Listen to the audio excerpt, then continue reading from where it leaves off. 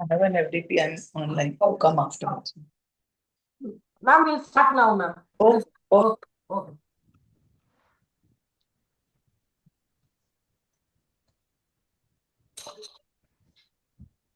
Good morning and a very warm welcome to all the esteemed participants, respected dignitaries, and our distinguished guests. I, Mrs. Drishya, Assistant Professor, Department of Information Technology, delighted to welcome you all to Day 3 of Virtual Faculty Development Program on Cyber Physical Systems, organized by the Department of Information Technology, Dr. M.G.R. Educational and Research Institute. We hope the past 2 days have been insightful, and we are excited to dive deeper into today's theme, modeling, simulation, and real-time control systems, a foundation that shapes how these systems interact with the real world. To formally set the tone for this event, I now invite Dr.N.Kanya, Head of the Department of Information Technology, to deliver the welcome address. Thank you, Drishya. Respected dignitaries, esteemed faculty members, and dear participants.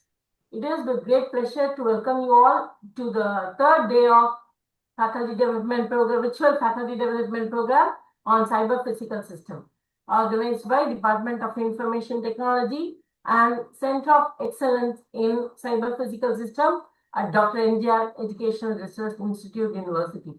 First and foremost, we extend our heartfelt gratitude to our esteemed leader and Chancellor, Dr. A.C. Shanmugam sir, and our President, Engineer A.C. Sarankumar sir, for their guidance and support. Their solid support and visionary leadership have been the instrumental in organizing this significant event. We are honored to have Dr. Malini Pande, Additional Registrar, Director Accuracy of Dr. N.G.R. Educational Research Institute, to deliver the inaugural address. We welcome you, ma'am.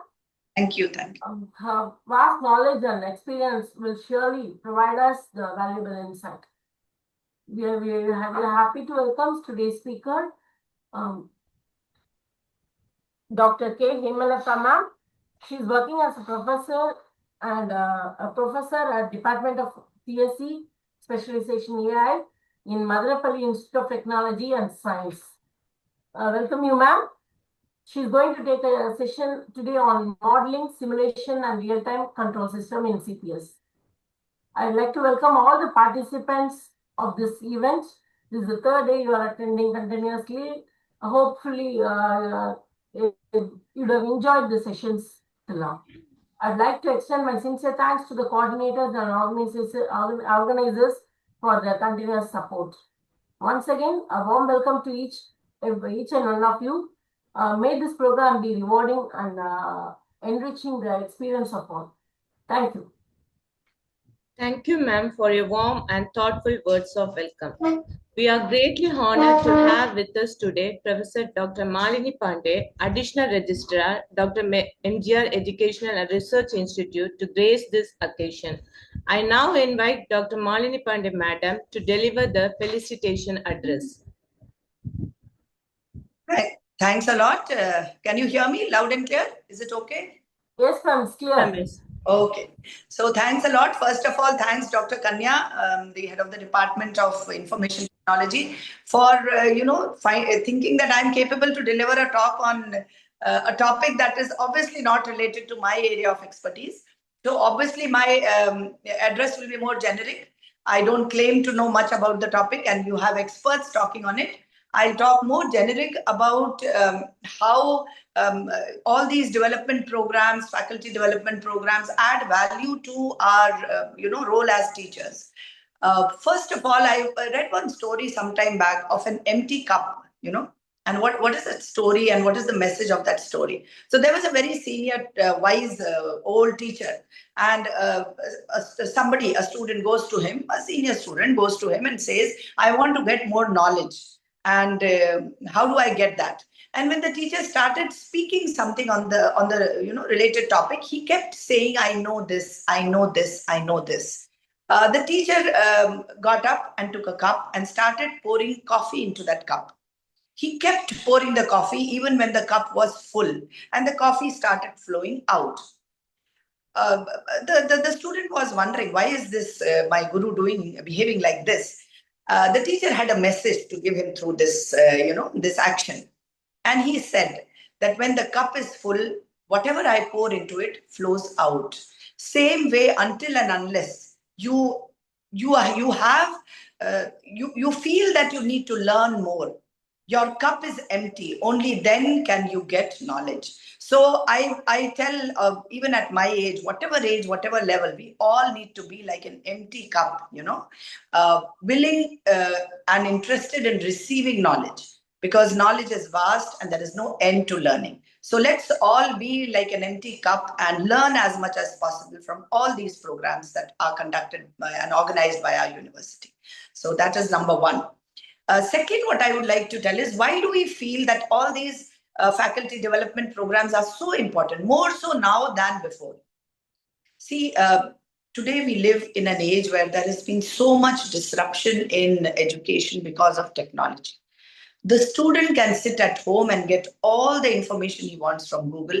He can get all answers from ChatGPT. He can get a demonstration of the concepts from YouTube. So what is the role of a teacher? Why do we need teachers? Why do teachers need to learn more or be more, updated in all aspects of their domain and outside that? Is because it's not just about transfer of knowledge now. It's not just about transfer of information that is available. Technology has made that available from the comforts of your home, in the comforts of your home. So what is the role of a teacher? The role of a teacher is way bigger than just transferring knowledge. I'll again tell you a story of a building is getting constructed and there are bricklayers, 4-5 bricklayers working there. So a person goes and asks the first bricklayer, what are you doing? And he says, I'm laying bricks. It's a temple. Let's assume the building is a temple. The first bricklayer says, I'm laying bricks. He goes forward and asks the second bricklayer, what are you doing? He says, I'm building a wall. He goes to the third bricklayer and asks him, what are you building? He says, I'm building a temple. He goes to the fourth one and asks, what are you doing? What is your role? He says, I am building a place where people find peace and connect with God. Now, what is the message through this? It is up to us to understand how big our role is. You can say, I'm completing the curriculum, the syllabus. I'm completing the syllabus. Somebody else may say, I'm completing the syllabus and doing the assessment. A third person can say, I'm doing something else. I'm teaching them a particular skill. But a real teacher in today's time and age is not there just to complete the syllabus, do the assessment, or teach some concepts. The role is to create industry-ready, society-ready, globally ready citizens of the world, not just of the country. So they need to be, you have such a big responsibility of creating human beings who are empowered to live on their own a beautiful life and create a beautiful life around them for the society, for the nation, for the world. So you need to make them ready for that. Also, you need to make them ready for a complex world. We talk about a VUCA world. We need to make them ready for this complex world. So what do you need to do in class? You need to encourage debate, discussion. You need to encourage them to have critical thinking, analytical skills. So we keep talking about it so many times. It's become so cliched, these terms. But we need to really work on that. We need to give up the traditional style of interacting with the students and adopt a new teaching learning pedagogy that helps them in critical thinking, because that is what is going to help them when they step outside the campus. So I would just like to say these words to motivate all of you. Put your heart and soul into any faculty development program that is organized anywhere. Keep learning, be a lifelong learner, and sky's the limit for all of you. Again, I thank Dr. Kanya for thinking of me as a speaker for this very good program. The topic is, I think, very relevant, very good, and there'll be people who will talk more on that. Thanks to the whole team of Department of Information Technology, and thanks to all the participants, the guest speakers who have given their valuable time. Thanks a lot. Thank you so much, ma'am, for your gracious and inspiring words. Your support and leadership are pivotal in the success of such academic endeavors. Now, let me quickly brief the guidelines for the participants. The FDP is between 10 a.m. to 12 p.m. for the next 2 days till Friday. Feedback link will be shared towards the end of the session here in Zoom. It will be active for 20 minutes. It is a participant's responsibility to stay connected till the end. It will not be shared in the WhatsApp group or by email. All the candidates who have registered for the FDP are not eligible for certification. E-certificates will be provided only for active participants based on attendance taken automatically by Zoom and feedback form submission. Post your queries in the chat box. It will be answered towards the end in the Q&A section. We are truly honored to have with us today Dr. K.Hemalatha, Professor, Department of Computer Science and Engineering, Specialization in AI, Madanapalle Institute of Technology, Andhra Pradesh. A renowned expert in the field as our today's esteemed resource person. Her significant contribution to simulation technologies and real-time systems have paved the way for transformative changes in both academic research and industry applications. To introduce our esteemed resource person for the day, I now invite Mrs. Shilpa, Assistant Professor, Department of Information Technology.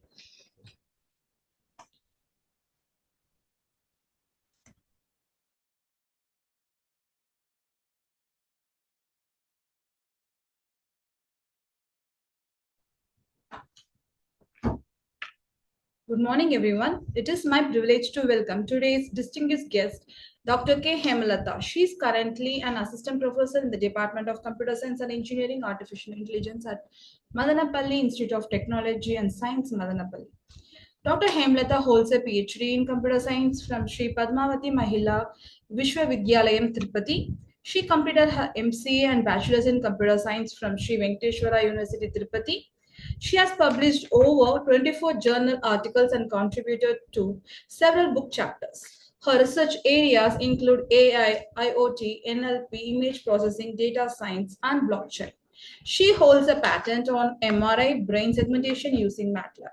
She has over a decade of experience at institutions like SVCE and SKIIMS. She is a member of personal professional bodies including ISTE, ISCA, IAENG, and Google Women Tech Makers. She also serves on the editorial board of London Journal Press UK. Her recognitions include the NPTEL Top Performing Mentor Award and Domain Certification in Programming. She has held key roles like NAAC, NBA Coordinator, Research Coordinator, and Exam Cell In Charge. She also served as In Charge Head of IT Department at SVCE. Dr. Hemalatha is known for her dedication to teaching, research, and academic leadership. We are truly honored to have her with us today. Please join in welcoming Dr. K. Hemalatha. We look forward to her inspiring address and valuable insights. Welcome you, madam. Thanks, madam, for your welcome. Good morning to everyone. Can I start my session now? Yes, ma'am.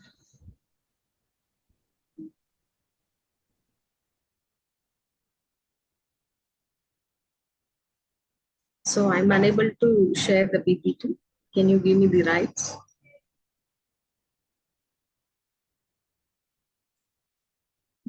Yes, ma'am. Just a second, ma'am. PPT.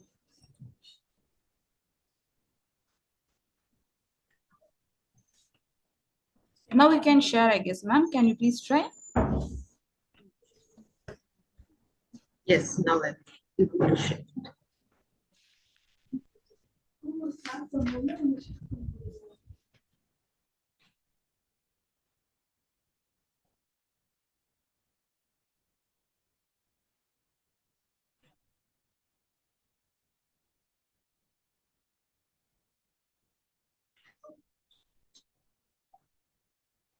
Is my PPT is visible? Yes, ma'am, it's visible.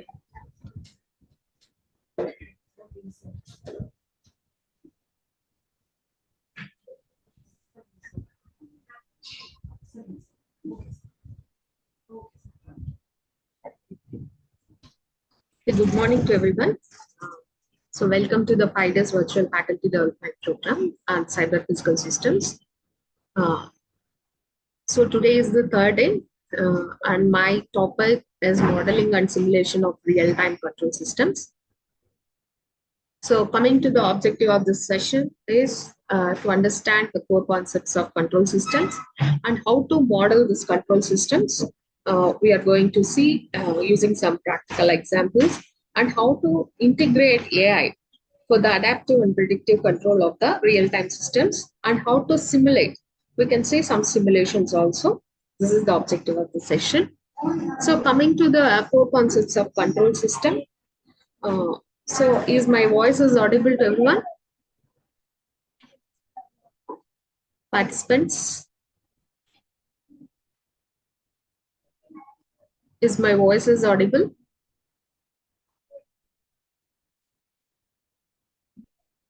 Yes, ma'am, your voice is, yes, ma'am, audible. Yes, you. Okay, thanks. So usually we know the system is the interconnection of some elements or devices. So here we can see what is a system. For a system, there will be some input. Based on the input, we have to process and we have to get the output. So this is the system. So we have to control the system. So we have to control the system so that if any problems occurs or if you need any desired output, then controlling the system is very important. So this is the basic structure of a system and how to control the system. We need one controller or actuator. So why control systems? So control system plays very major role in industries. In any industries for production or any distribution thing. So the system should be very controlled or else the industry will get loss. So in order to sustain in the competition also, every industry should have efficient control systems. So the control system has a vital role in the economy of a country. Now the computers came into the picture so that the control system management and designing everything become very easy and it enhances the performance also. So automation technology came and it taken the big role in the industry. Hence, this topic is very significant in the nowadays industry. So what are the types of control systems? So mainly broadly, there are 3 types of control systems are there. Number 1 is open loop control systems. Open loop control systems means in this, there will be an actuating device. So you can observe in the image. This actuating device correlate with the process. So why we need actuate device means we have some desired output response. We need some desired output. So to obtain that desired output, we need some actuating device. That actuating device will process the data. After that, we will get the output. Here, after getting the output, there will not be any feedback. Hence, it is called without feedback loop. So this is very simple and inexpensive control system. The examples are electric fan and microwave. For example, if you switch on the electric fan, what we are expecting, what is our desired output? The fan should run. So we can control the fan with regulator. But from that, there is no feedback. If the fan is not working, we can't do anything automatically. Everything should be done manually only. Similarly, microwave oven also. So these types of control systems are open loop control systems. Coming to the another type, closed loop control systems. In this closed loop control system, again from the output we are getting the feedback. So initially we have one desired output response, and here we can see the comparison also. Why we need this comparison? Means the desired output is given to the comparison. In this comparison section, we are comparing the difference between the desired and actual output. So we are getting one output. After that, we are getting the feedback. feedback in the form of some measures. So after that, we are comparing whether there is a difference between desired output and actual output. If the deviation is very low, that is called error. It is very low means we are near to the desired output. If the error is high means we are far from the output, desired output. Then we have to do some manipulations in order to get the actual response. Here, because of this feedback, the loop is closed. Hence, it is called closed loop feedback control system. So in this control system, we can adjust the controls based on the feedback in order to minimize the errors. For example, ACs, refrigerators and electricals. Nowadays, we can see that in air conditions, now we can maintain some temperature. If the room is with the low temperature, so that we can adjust the controls in order to maintain the desired temperature. So this thing is in nowadays ACs. So similarly in refrigerators also. So in refrigerator, we can maintain the temperature, and also nowadays you are seeing the options in new refrigerators. Even we can change the refrigerator to freezer, freezer to refrigerator. So these systems are adjusting their actions based on the feedback. So similarly, electric kettle. If you see the electric kettle, if the water is boiled enough, it automatically switch off. So these types of control systems are very necessary in nowadays market, and customers are also looking for these types of control systems also, only instead of managing it manually. So coming to the another thing, multi-variable control systems. In this multi-variable control system, it is similar to closed loop only, but here we will have multiple inputs and multiple outputs. Hence, it is also called as multiple input and multiple output system. In here, we are giving multiple inputs. Based on the multiple inputs only, the process is going on, and we will get multiple outputs. It is not related to only single output. Here, the work is more than the closed loop. Hence, it is very complex in dynamics, and it is expensive little bit, and the computation load is heavy to process this. For example, aircraft flight control system. In aircraft flight control system, we have to control the speed of fans, we have to control the accelerator, we have to control the direction. Like there, several things we have to control in one system. Then it is a very complex system. In that system, the maintenance is very important.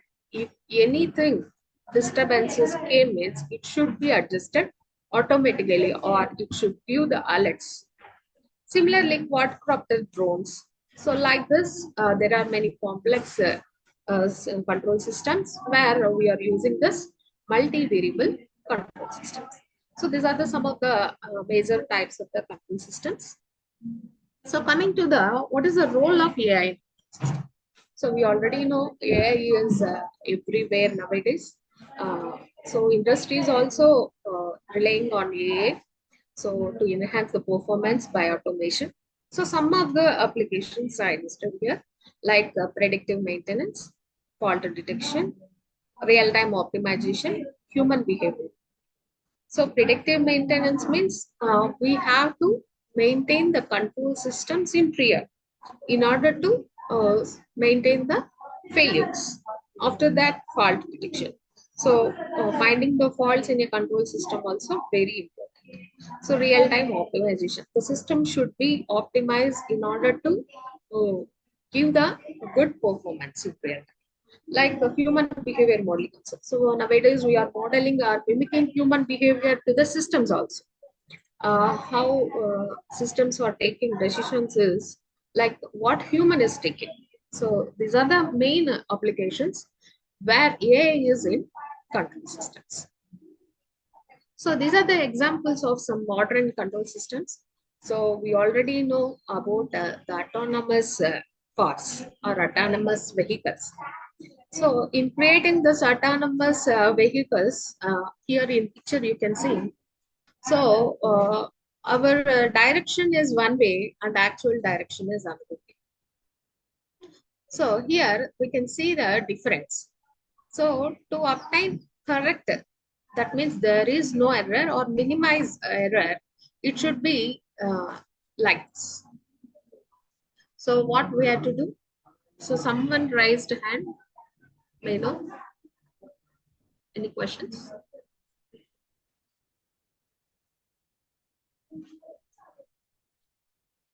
Okay. For example, in the autonomous car, we are decide some course of travel from one place to another place. In the place of driver, it is autonomous. Maybe it is a steering mechanism. It is automatically moving in one direction. So we are periodically calculating the error between the actual direction and desired direction. And this error is given to the system again. Based on the error, the control system automatically adjusts in order to minimize error. Then the car will move in the correct direction. This is one example of modern system.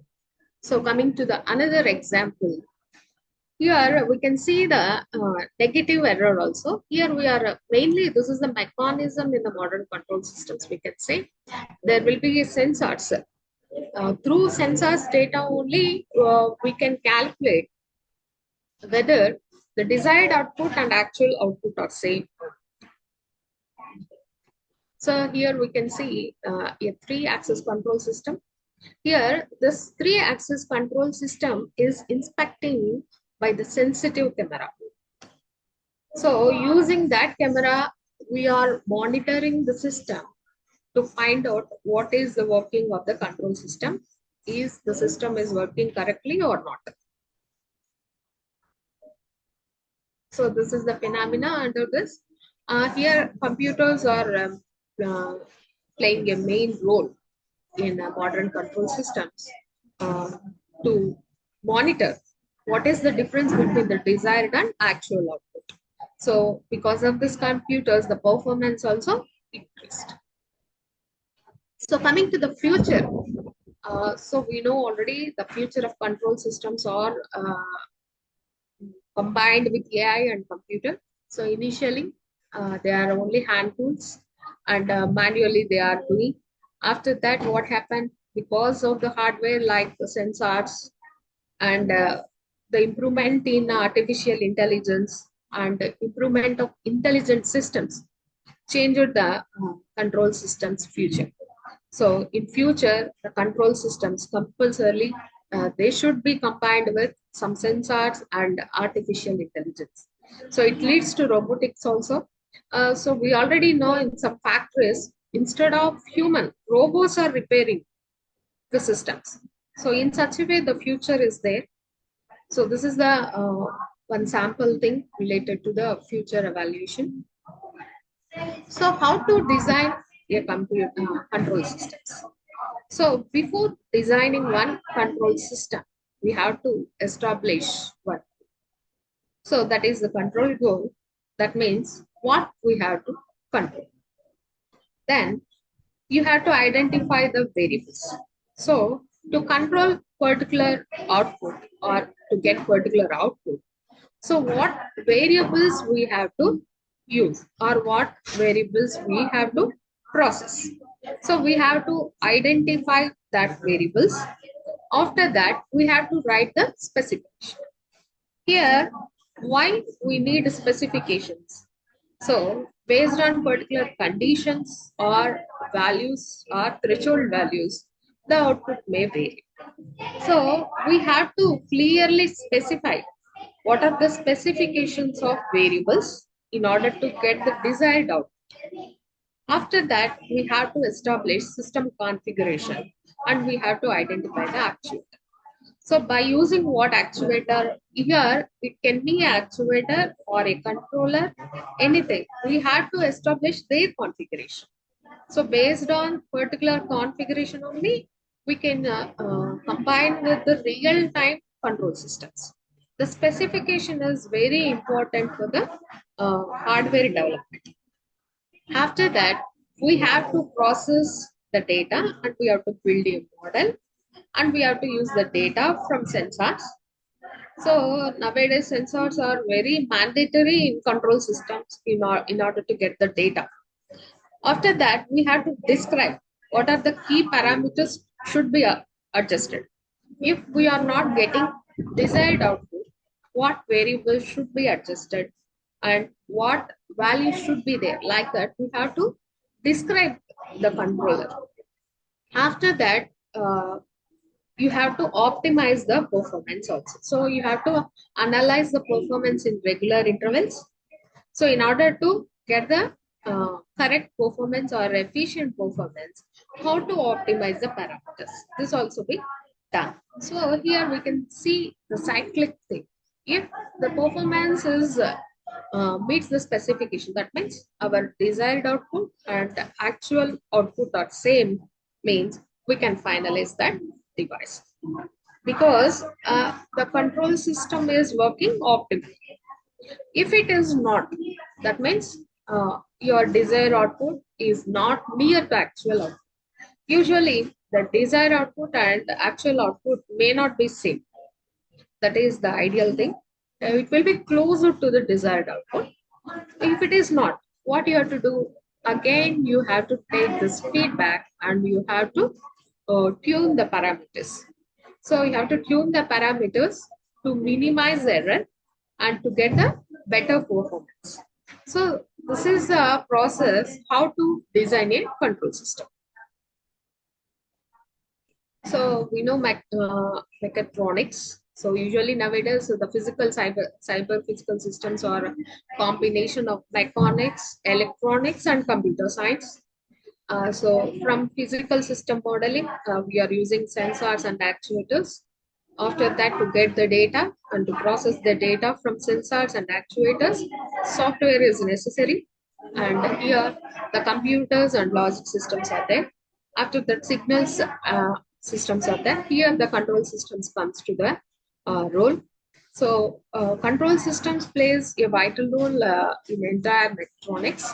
Based on the control systems only, the specifications or parameters of other phases will be changed. So this about the core concept. So I think this is the first objective of our session. So if participant, anyone want to ask any questions or discuss, kindly ask me. After this, I want to show the live demo. Yes. Someone raised hand. Yes, sir. Does anyone have any queries or else I continue?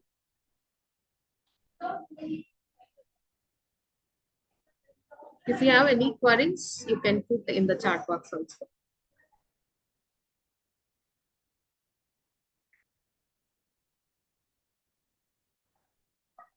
Okay, I think I can continue. So coming to the next objective, so modeling control systems. Now we already seen the core concepts of control systems. Now how to model control systems. So coming to this control system, there are many applications of AI we already seen. For demo purpose, I want to discuss about one or two applications. The first one is predictive maintenance. So beyond the fault prediction, not only finding the faults, predictive maintenance is beyond fault prediction. So why we have to predict the failures? So in maintenance, there are many types, mainly like reactive, preventive, predictive. In reactive, what we will do means we will fix that particular part of the system or any hardware once it fails. If it fails working, then we will replace and it will take some time. It may affect the performance of the control system. Coming to the next one, preventive. So in order to avoid those things, what happening in reactive, So we will go to the preventive. That means we will do maintenance on schedule, like maintaining every 6 months once, like that. But in that, what is happening? Even though some parts not need any maintenance, also we are doing. So it leads to cost. So the cost will be heavy than reactive. So what is predictive? In predictive maintenance, we will fix the things when it needed, exactly when it needed. So how we are going to identify when the control systems need maintenance? That we will do using artificial intelligence, so that we can predict when the parts need maintenance. So what are the key components? We have to model AI-based predictive maintenance.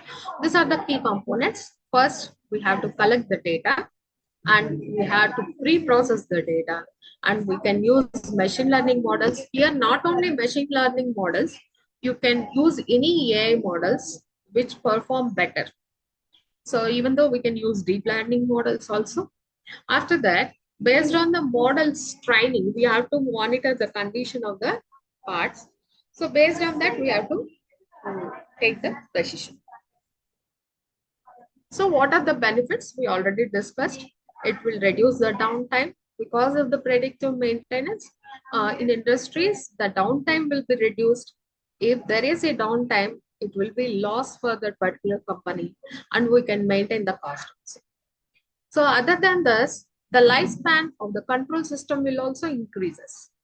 So it gives safety and reliability also, and the optimization of inventory and spares parts also will be done, because whenever the maintenance need, at that time only we are doing. So these are the main benefits of predictive maintenance. So here I'm going to do live.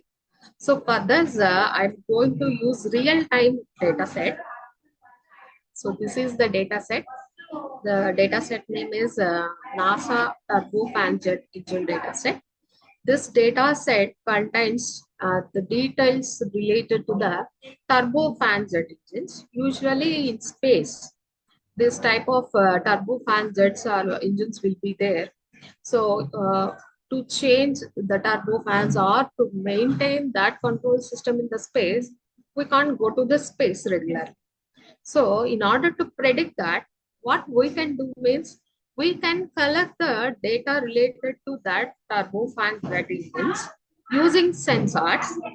So we can retrieve the data from the sensors, and by processing the sensors data using AI, we can predict when to change and what is the lifetime is there, like that.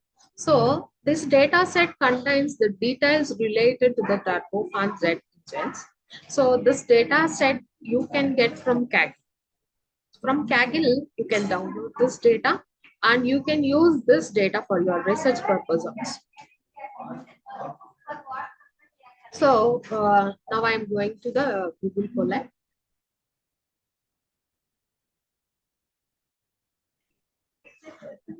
So I will share my screen now.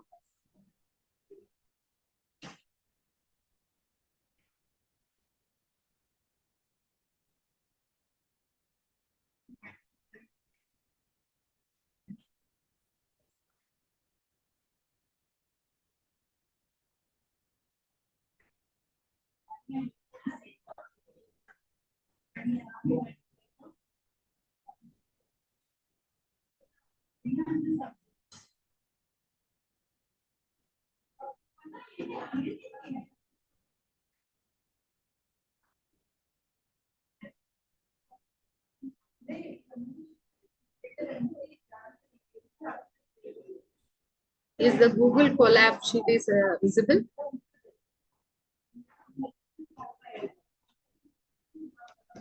Yes, ma'am. Yes, Okay. it's visible. Okay. So here in this, I'm going to show you the practical implementation, how to predict the remaining useful life of turbofan engines. So for this, we already downloaded the data. from the Kaggle. So I already downloaded the data. So after downloading data, what we have to do means we have to process the data. The first step is, as we said, the first step is data collection. We are collecting the data, real-time data from the Kaggle website. And after that, we have to process the data. In order to process the data, we have to upload the data to the Google Colab. So in order to upload data, so already I downloaded these 3 files into my local system. First one is train FD001 and second one test FD001 and RUL FD001. If you visit this Kaggle website, there are many files. For example,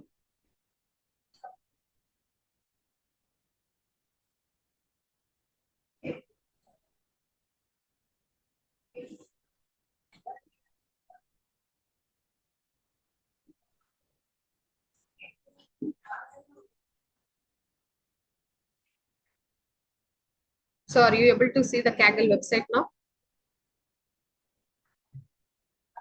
Yes, ma'am. Yes. So this is the link. This is NASA Turbofan Z data set. If you go to the data, you can see the data. So here you can see the number of files. So for demo purpose, I only consider only one file. So one file from training set and another file from test set and another for RUL. So if you want to work on with other files also, you can download them. After downloaded it, what we have to do means we have to upload here. So you go to the upload option. So I'm uploading the files. So one is train FD001 txt file.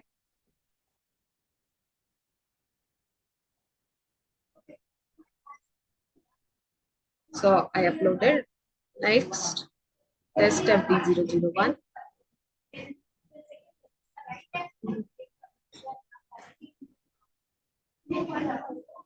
So instead of doing like this, you can store those files in your drive also.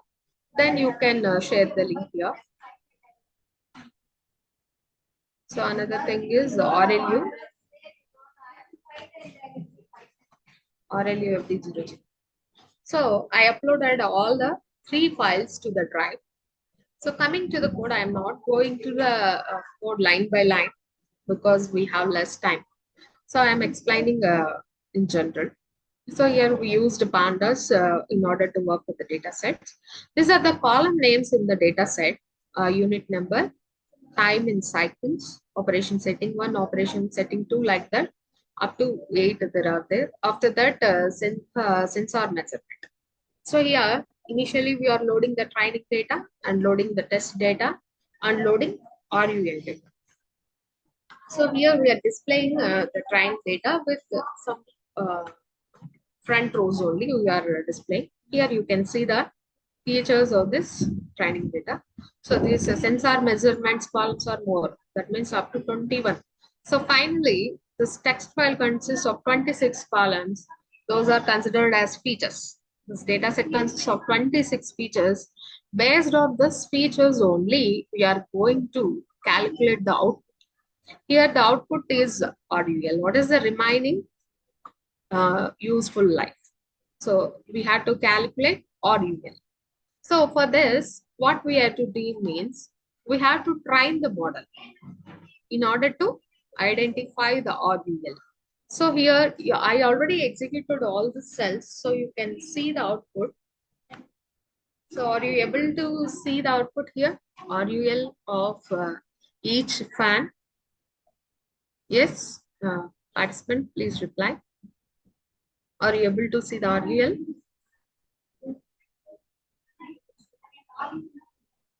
Of each fan? Yes. Participants, please respond.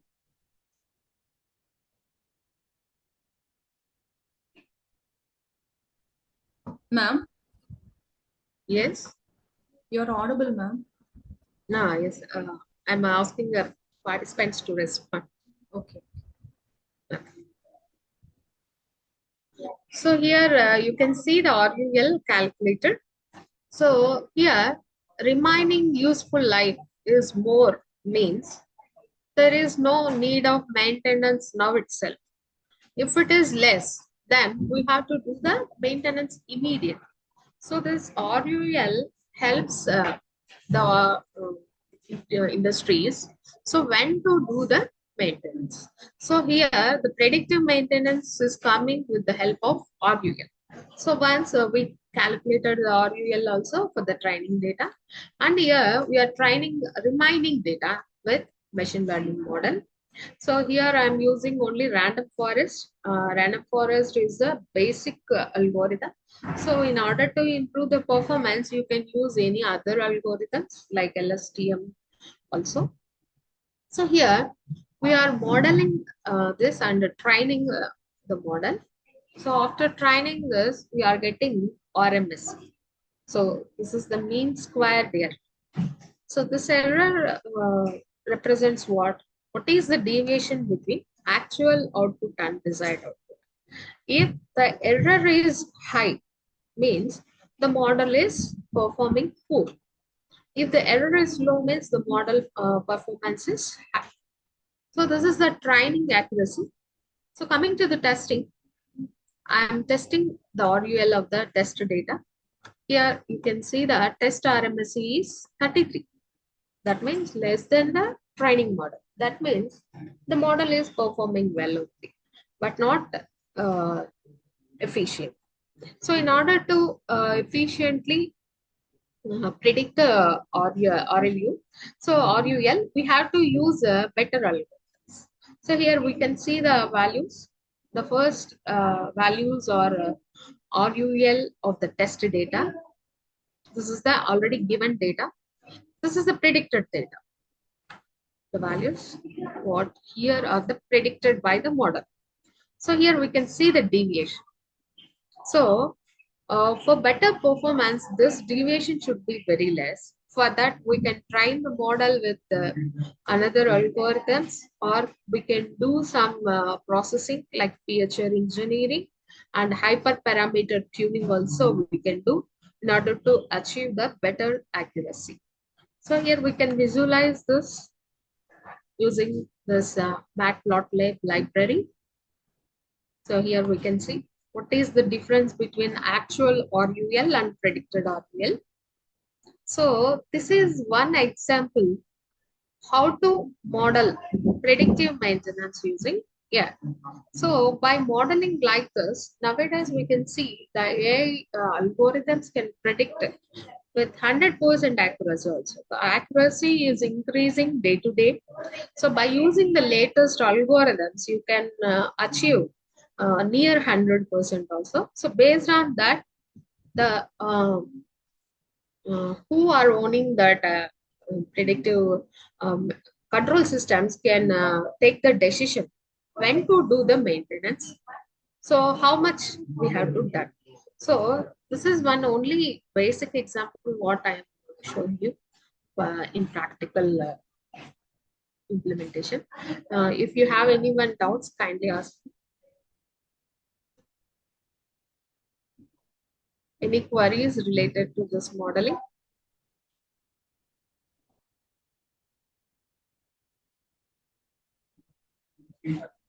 No queries?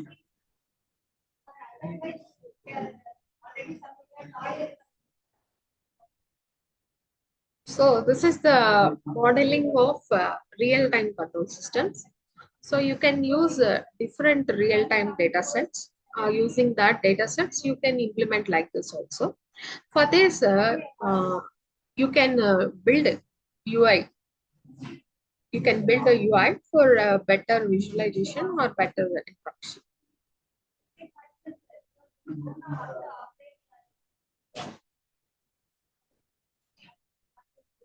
So by modeling this predictive maintenance, what is our outcomes means, we can predict how long the machine will run before it breaks.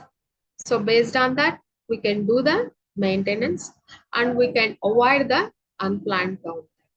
So it will very helpful to the control systems like aircraft engines.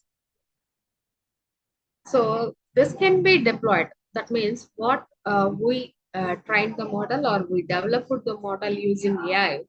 The same thing can be deployed in the industrial machines so that the industry can get better profits and the cost will be reduced for the maintenance. It can be integrated with IoT systems also. As I told, we can create interface systems or database dashboards for the maintenance engineers so that the engineers can monitor the maintenance of the physical systems based on the UI. So this is related to the second objective, modeling the control systems using AI. So coming to the next topic, simulation. So how to simulate real-time control systems. So why we need simulation? So what is the importance of simulation?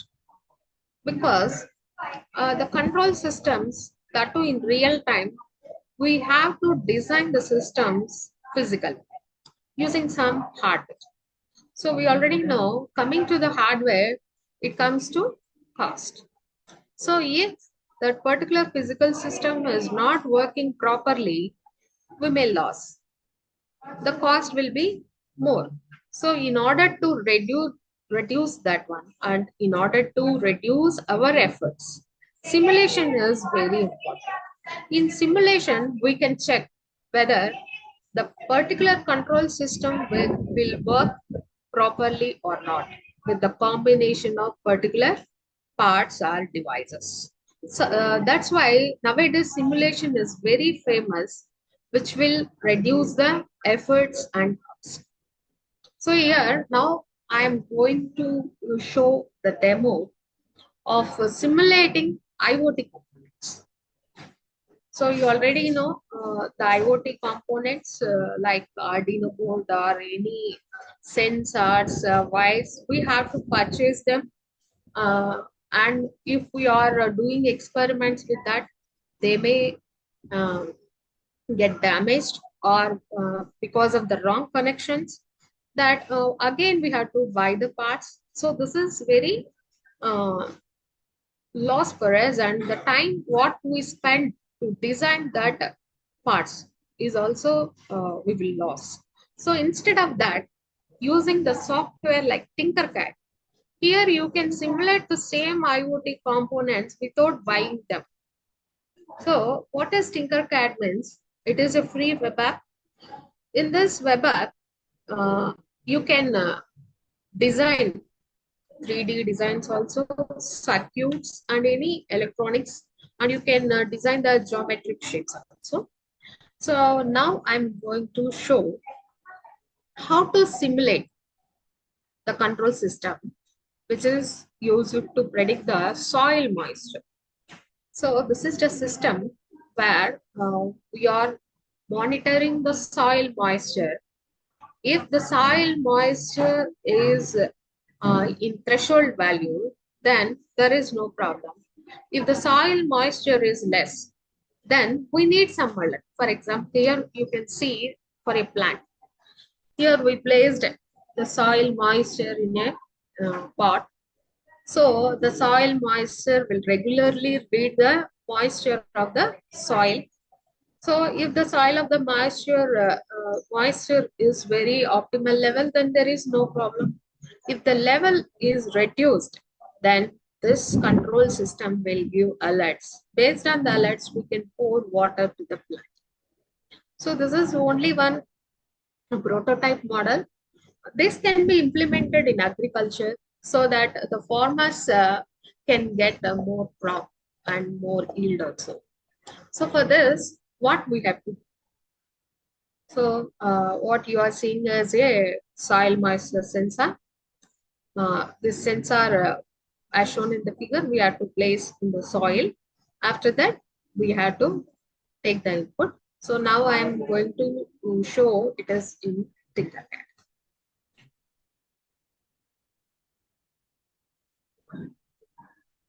So if you go to Google, you can type as tinkercad.com.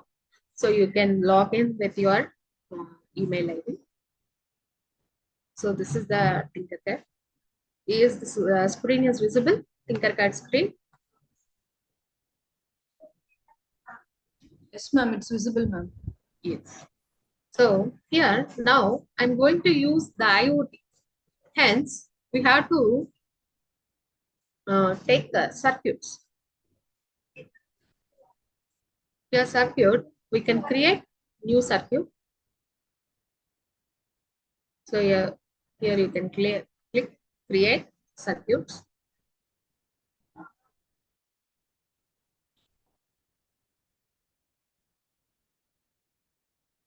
So here you can see the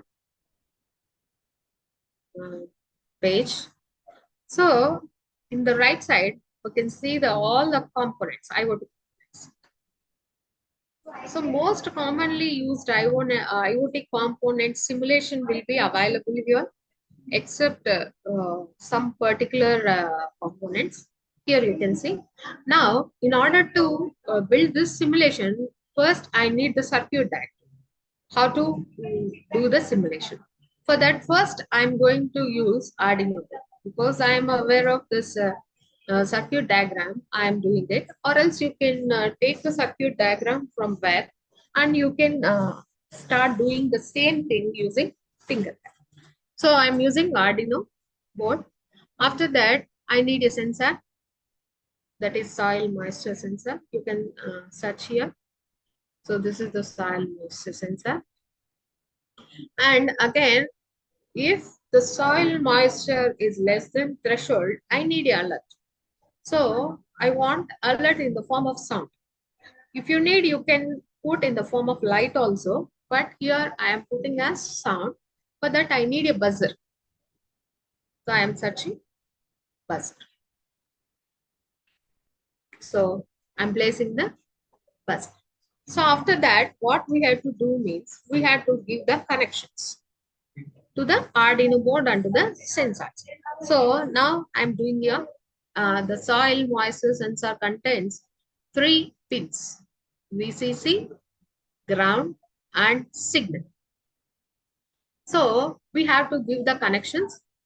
For example, I am giving here, we can see analog and digital. We can give both digital and analog as input or output. For demo purpose, I am giving analog input. Here you can see the wires.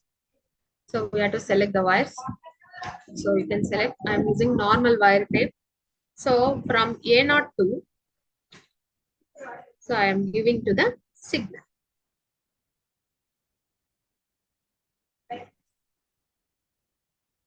So here you can change the color also based on your wish. After that, I am giving connection to the ground. Ground to ground is the connection. Here G and D is the ground. So again, I am giving connection to ground to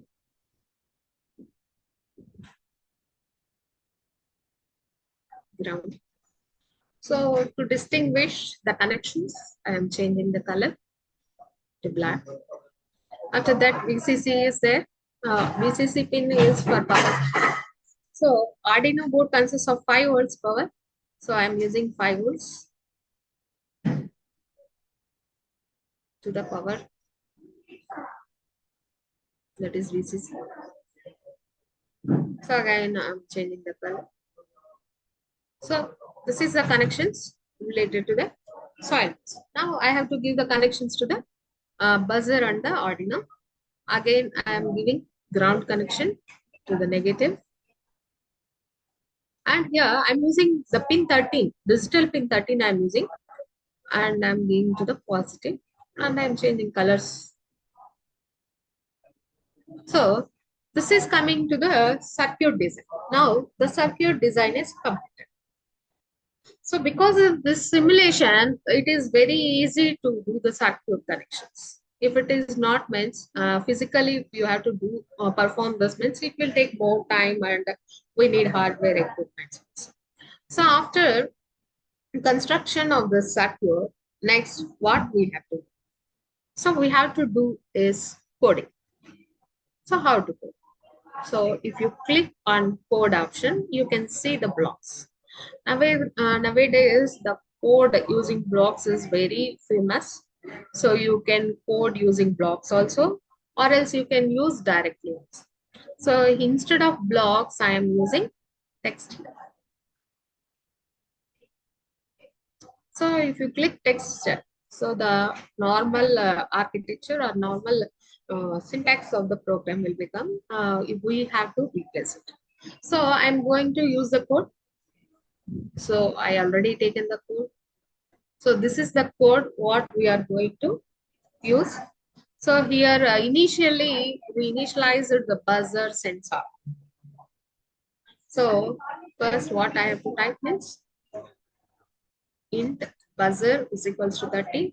Why I am using 13 means the buzzer is connected to the 13th pin of the Arduino. After that, so I am using for sensor. Sensor is equals to A0. So why A0 means the sensor is connected to the A0 pin of the Arduino. So again I need some variable called value. So after that we have to set up. In that setup also we have to mention the input and output in pin mode. So now we are going to use the pin mode, output. So where we are getting output? We are getting the output through buzzer. So buzzer giving the output in such a way, if the threshold is, the soil moisture is less than threshold, the buzzer will ring. If the soil moisture is above the threshold, it won't give any sound. Therefore, we have to use the 13. 13 is the output. The 13 is connected to buzzer. Similarly, we have to give the pin mode for input. So input is connected to A0 and it is input. Input is from sensor, from the soil sensor. Here we are giving the serial. Why we need this statement is in order to establish the serial connection between the Arduino and to the computer. We are using this in the setup. So after that in loop, we have to write this. So here we can see what is 13 means. For the demo purpose, I taken 13 as a threshold value, but based on the research only, we have to finalize the threshold value. So as per the research, the value will be the 1025. But for demo purpose only, I'm using this 13. So what you have to do is in loop, we have to write all the code. So what is val here? The val is equal to the analog read because A0 is related to analog and read is because it is the input. Analog A0. After that, here we have to print the value also in the serial monitor. So we have to write this. So just serial dot internal PL. So after that, we are giving the condition. If val, that means the sensor reading is greater than 30.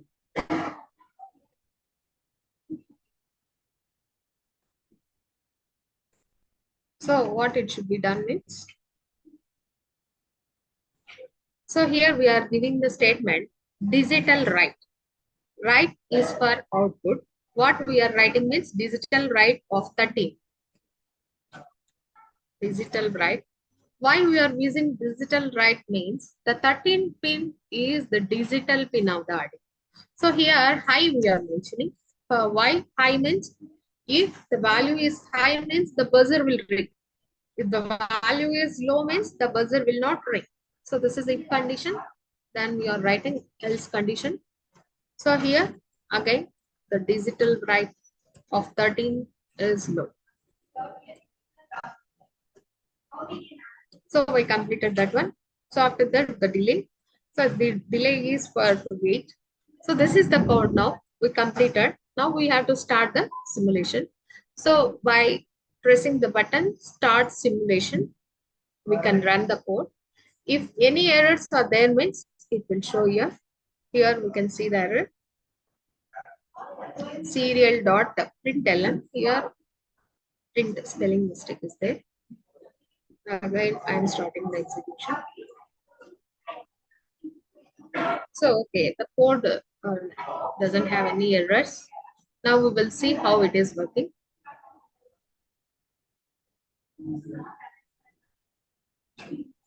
So are you able to hear any noise? No, because the threshold is. Now are you able to hear the buzzer sound? Yes. Participants? No, Are you ma'am. able to hear the buzzer sound?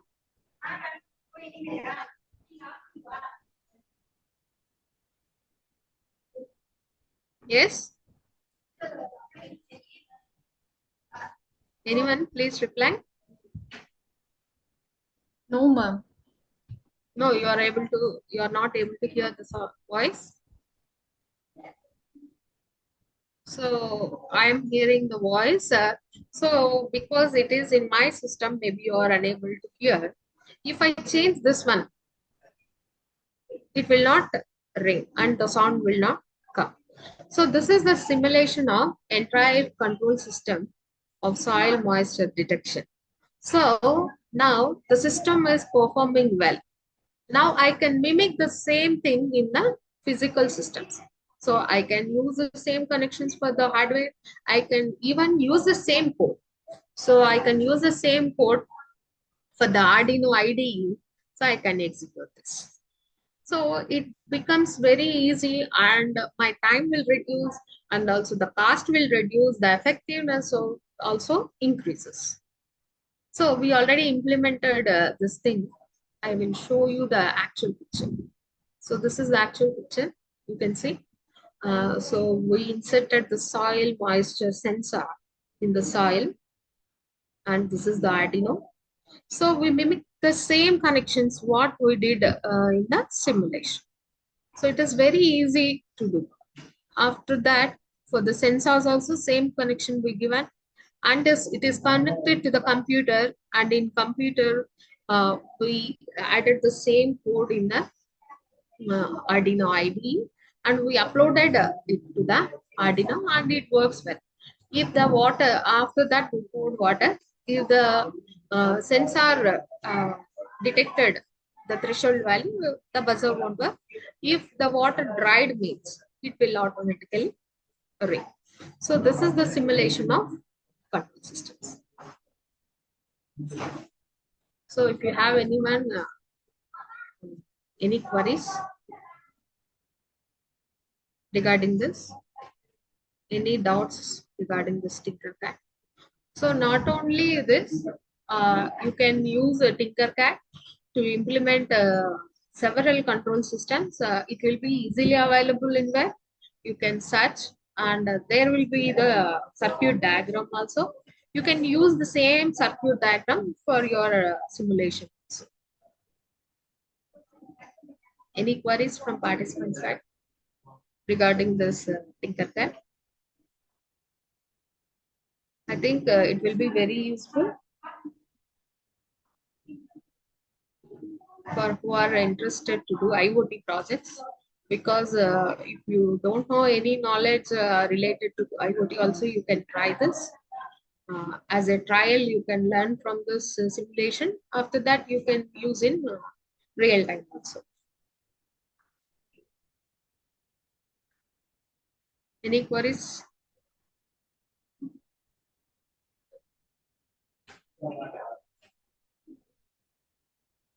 Yes, someone raised hands.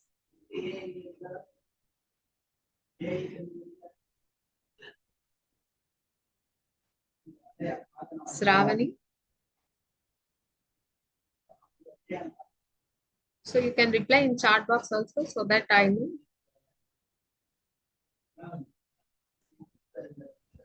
Participants, kindly post your questions in the question and answer box.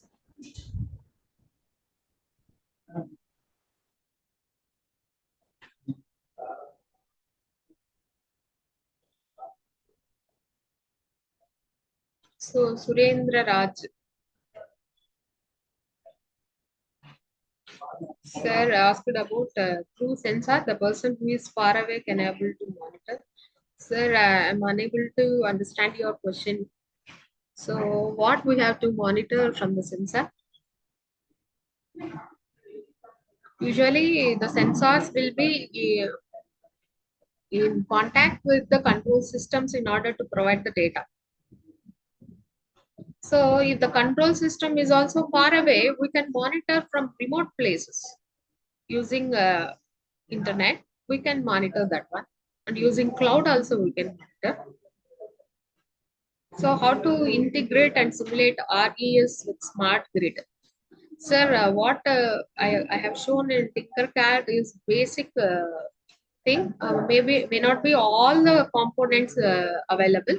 You can try in the Google, sir. You can get the smart grid circuit diagram also. You can try it in the Tinkercad.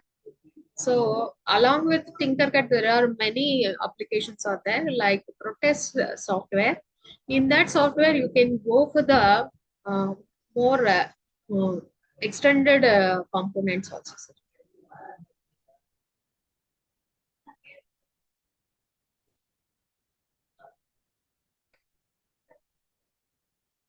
So we can't create data sets using Tinkercad. Tinkercad is only for designing purpose.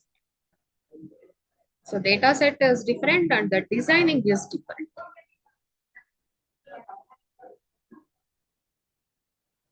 So here simulation softwares, there are many simulation softwares are available. Each software has their usual working. For example, MATLAB also used for simulation. In MATLAB, we can't see this IoT product simulation. So each and every thing, there is a separate simulation software. Now I want to show you one simulation software related to traffic, how to simulate traffic systems and how to maintain the adaptive control systems in traffic. Now I want to show that one.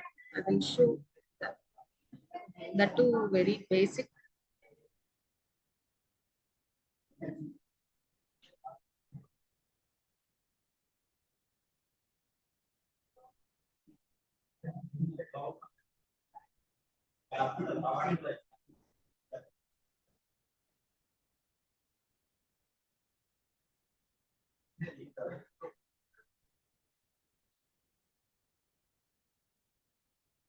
So you are able to see my screen? Yes, ma'am.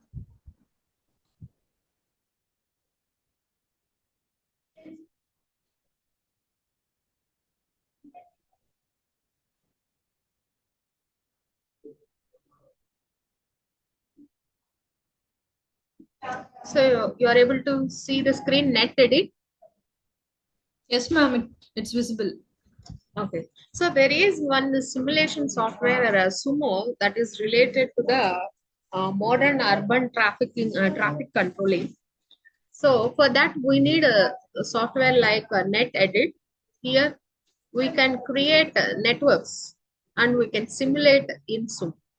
For example, I want to show you a small thing, how to performance. There is a lot of things in this software. So later you can verify through tutorials also. So this is the network option. So I am just creating one edge. So I am creating one edge. These are the nodes, starting node and ending node. This is like one road. Now I want to add vehicles to this road. So for that, I have to click on demand. If you click on the demand, you can see the other options, and that is vehicle mode. I am clicking vehicle mode and I'm adding one vehicle here. Just I am adding one vehicle. You can see the remaining options in the left side panel. So I'm clicking finishing route. So are you able to see the car here? So this is the network, which is a XML file. We can simulate this using Sumo software. How to simulate that also I will show you. We have to go to the edit option. There you can see the open Sumo GUI. So this is the main GUI where the simulation starts. For this, we have to save this. So I am saving this as lane 1. So you can see the extension also, sumo CGF. This is the configuration file of the simulation software. So now the sumo window is open. Now here we can give the delay, because if there is no delay means it will go very fast. For example, I will show without any delay, and here there are modes. I am going to real world mode. Now I am starting. So you are not able to see the car because that is very fast. So what now I am doing means I am giving some delay so that we can see the car.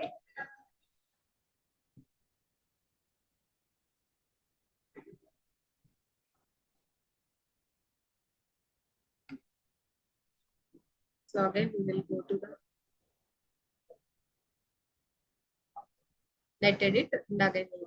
So are you able to see car here? So this is the car. Edit. Open CMOGI.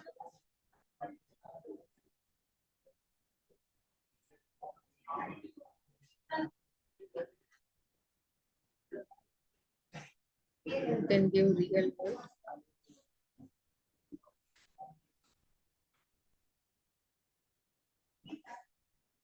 So are you able to see the car moving? Yes, ma'am. Yes. Yes. Yes. So this is the simulation of the net. So here we are simulating the control system. So this is one software where you can do simulation also. I shown very simple thing. So coming to this, here you can add a reverse direction also. In one direction only the car is going.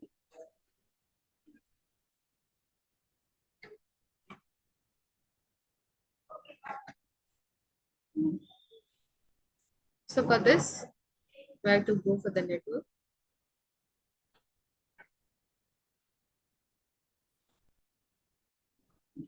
So select on this.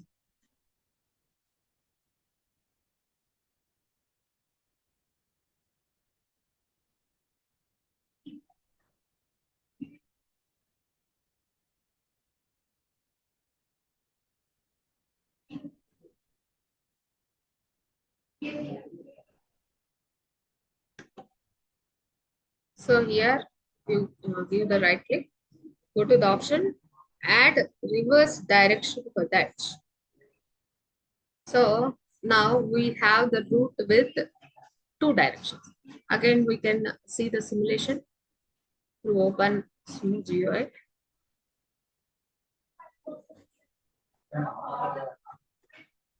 So again, by changing delay time. So now we can see the second direction. Yes, are you able to see the second direction of the road also? Yes. Yes, ma'am. So similarly, we can add vehicles to the second direction. So I will show you how to add the vehicles in the second direction. So we have to select the next direction and we have to go to the demand and we have to add vehicles in that demand.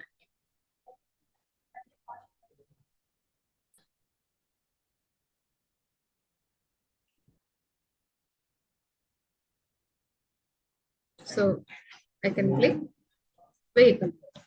So here I can add vehicle. So after that, finish route creation. Now again we can simulate the same network using the SIMO GUI.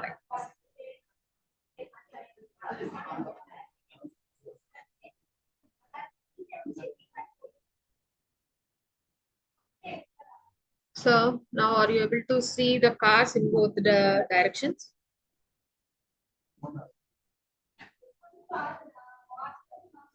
So this is one simulation software mostly widely used for the traffic control. So this is about all the simulation of the systems with examples. So these are our objectives of the session. So thanks for giving the opportunity. So if you have any queries, just ask me. Okay, Saranan sir shared related to CPS real-time tools also in chat box. If anyone interested, you can visit the website. Any queries or discussions? Thank you so much, ma'am, for such an informative and thoughtful provoking session. Your presentation provided clarity on the complexity and design aspects of CPS. We now open the floor for participant queries. You may post your questions in the chat box and question and answer box, or raise your virtual hand to speak directly.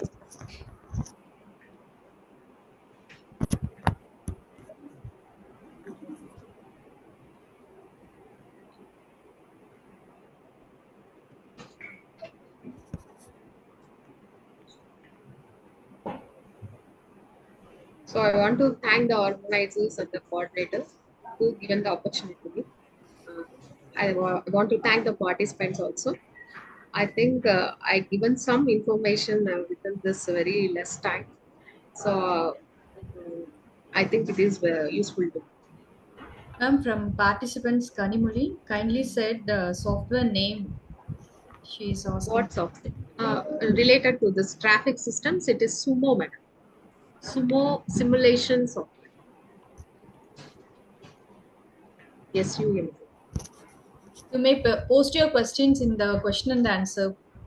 So I shown only very basic road. You can create more complex lanes with the traffic signals. Also, you can predict the control systems of traffic signals. Also, you can simulate in that software.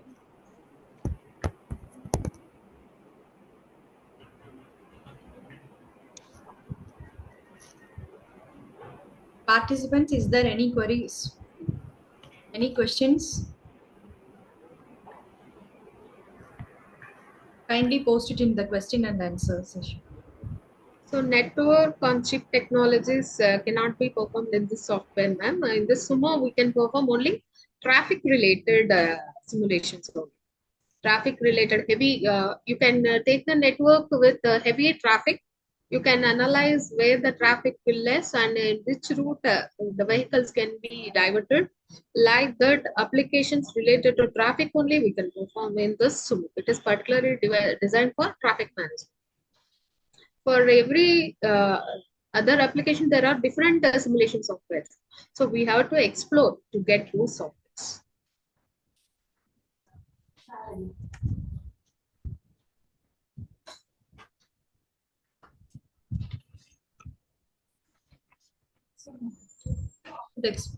From Kanimuli participant could explain difference between MATLAB and Tinkercad. In MATLAB, we can simulate the control systems, but we cannot add the IoT system circuits. It is not related to the circuits. So we can do only coding related things only, not connections and how to test the hardware design with simulation. We can't test there. Like what I did now, I changed the values of the sensor so that the control system output is varied. Like that, we can't do in MATLAB. Can we create any data sets using Tinkercad?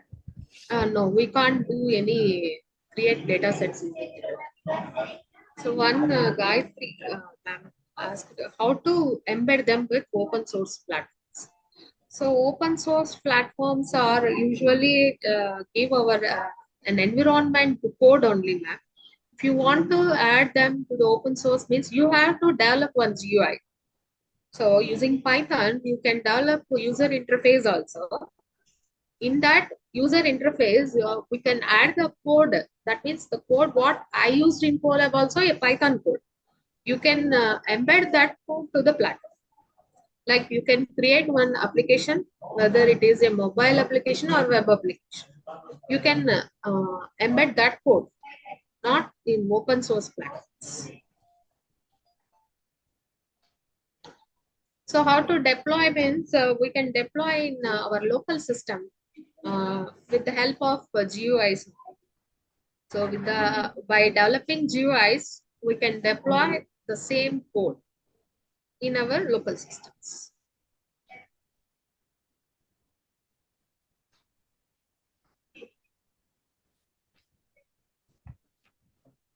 Any other questions?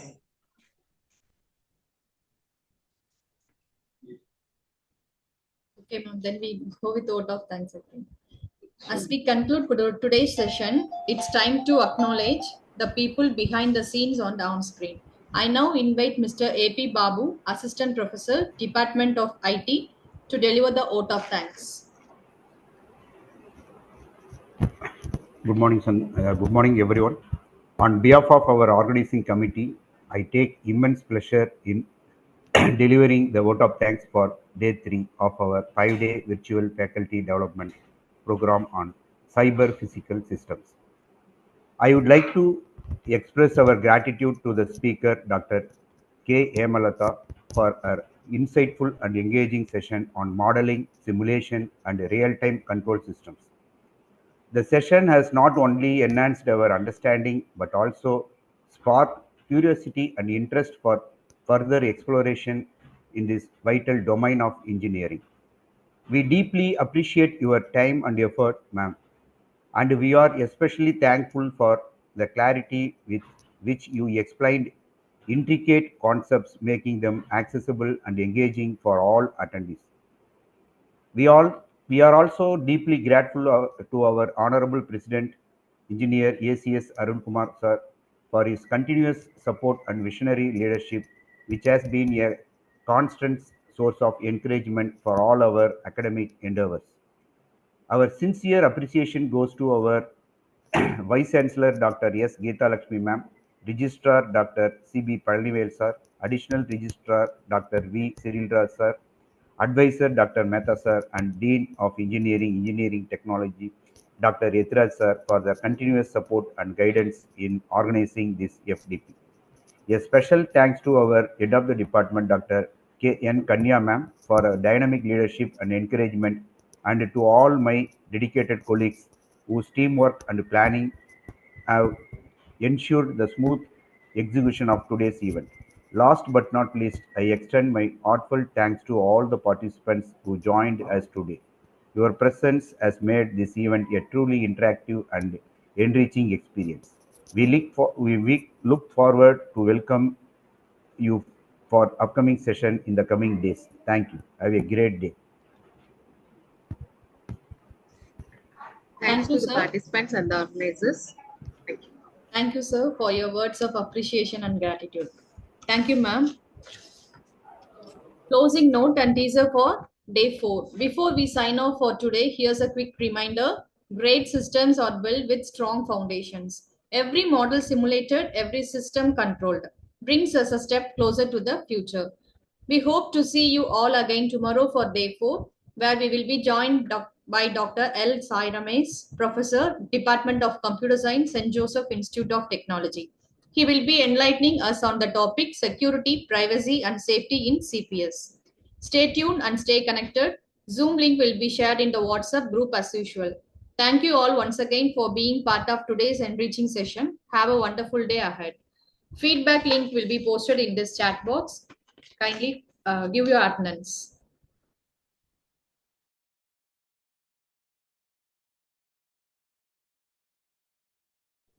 Can I leave, ma'am? Sure, ma'am. Thank you, ma'am. Thank you so much.